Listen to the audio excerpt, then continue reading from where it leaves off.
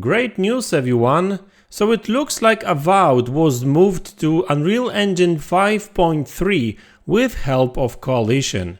Let's look into it.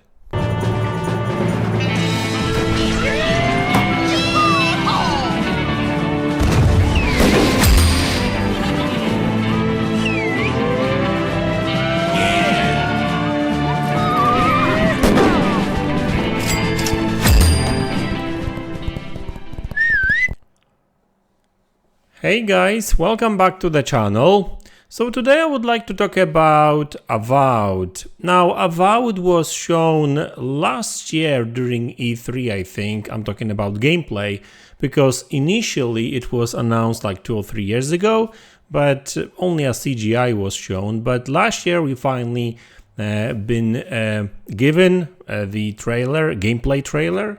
And yeah, I mean, some people did complain about the graphics, but remember that that build that was shown last year was still an early build of that game. And we kind of knew that it's going to be Unreal Engine 5 game for a while.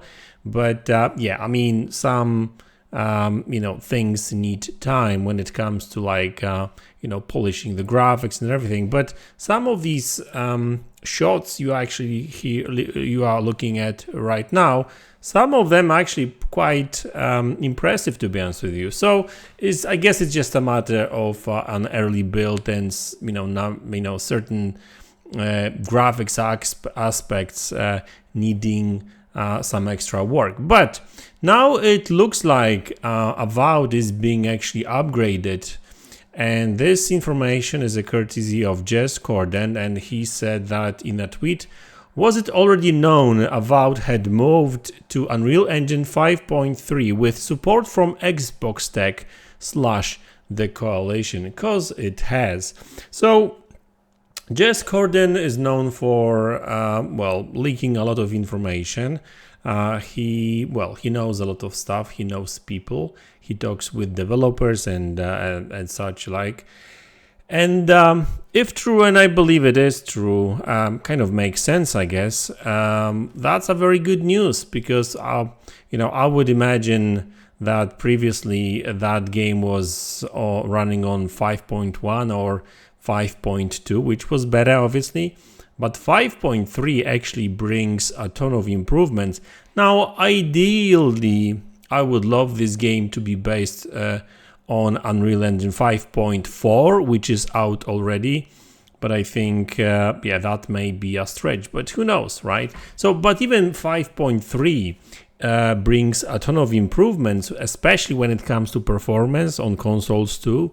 They improved multi-threading and generally speaking, CPU utilization, multi-core CPU utilization, because Unreal Engine, for whatever reason, I don't know really why, has got issues. At least early versions of Unreal Engine 5 had issues with multi-threading and taking full advantage of all these CPUs, right? Which is a sad thing because I love nice graphics. I mean, Hellblade 2 looks fantastic, right? But it would be so much better at 60 frames per second, right? So performance for me is very important too. So 5.3 brings a ton of performance improvements, but also other graphical improvements too. Things like, I think, nanite can be used for more objects because early versions of Unreal were only utilizing nanite for static objects, right? So for example, like ground, rocks and that kind of stuff, but not moving objects, right? Now, and I think that was changed with 5.3, nanite can be also used for these moving objects like characters, like foliage or whatever, right? So that's fantastic news. And I can't wait to see what this game is going to look like. Hopefully this June, because there's more and more evidence suggesting that this game is going to be shown again during the E3, which makes sense because we've seen that game 3 times. They shown the CGI trailer like 3 years ago, then last year in June, they shown us this gameplay trailer you are watching right now in the background, and I think in January they actually showed us a little bit more gameplay from the game, which actually looked pretty good, right? So I must say that when it comes to graphics, I don't really I wasn't really worried that much, to be honest with you. And by the way, this is Obsidian. They've never been, you know, a graphics masters, but you know, the fact that Coalition is helping them out with graphics and, you know, Unreal Engine 5 optimization, that's fantastic news. And by the way, sounds like Coalition, they are becoming a sort of go-to guys when it comes to Unreal Engine 5 technology.